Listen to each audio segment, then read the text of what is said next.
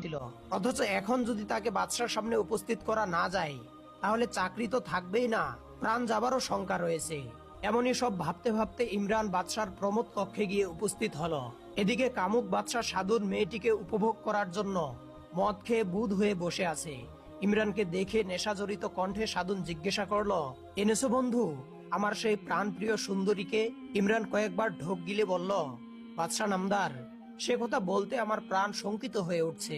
বাদশাহ বলল, কেন বন্ধু, আমার হরিণীটির কি কোনো অকল্যাণ ঘটেছে? জি না জাহাপানা, সে কথা নয়। আমরা মেয়েটিকে তন্ন তন্ন করে সারা মেলায় খোঁজ করলাম, কিন্তু কোথাও খুঁজে পেলাম না।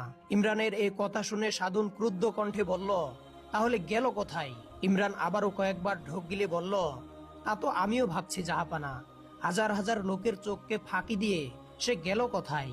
সাধুন গর্জে উঠে বলল, নিশ্চয় তোমরা ভালো করে সন্ধান করনি, জানো এই বিশ্বাসঘাতকতার শাস্তি কি?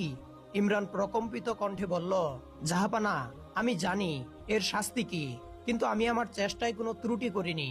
বাদশাহ বলল, চুপ বেয়াদব, আমি তোমাকে এমন শাস্তি দেব যা দেখে যমদূত পর্যন্ত ভয়ে পালিয়ে বাঁচবে। উজির ইমরান প্রাণ ভয়ে দিশেহারা হয়ে বাদশাহ সাধুনের দুপা জড়িয়ে ধরে কান্নায় ভেঙে পড়ে বলল, জাহাপানা, এবারের জন্য দয়া করে আমার প্রাণ ভিক্ষা দিন। আমি প্রতিজ্ঞা করছি, যেমন করেই হোক, যেখান থেকেই হোক, সেই সুন্দরী নারীকে এনে আপনার কাছে হাজির করবই। সাধুন বলল, তাহলে যাও, যেখান থেকে পারো তাকে খুঁজে নিয়ে আসো, নইলে তোমার প্রাণ রক্ষা পাবে না। ওদিকে হযরত হাজরা আলাইহিস সালাম পাপিষ্ঠ বাদশাহ এবং তার সঙ্গীদের ভাবভঙ্গি দেখেই তাদের কুমতলব বুঝতে পেরেছিল, তাই মায়ের হাত ধরে ভিড়ের মধ্যে তাড়াতাড়ি পালিয়ে গিয়েছিল। এরপর বন বাদরের পথ পাড়ি দিয়ে লোক চক্ষুর আড়ালে অনেক কষ্ট করে বাড়িতে পৌঁছালো।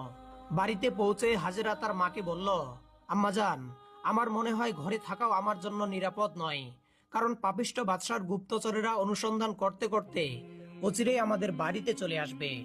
সুতরাং বাড়ি ছেড়ে অন্য কোথাও চলে যাওয়াই আমার জন্য নিরাপদ হবে।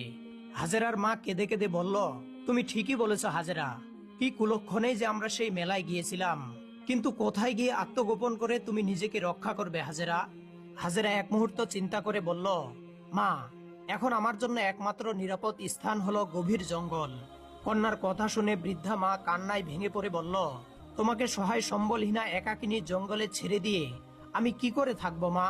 তার চেয়ে তুমি আমাকেও সঙ্গে নিয়ে চলো।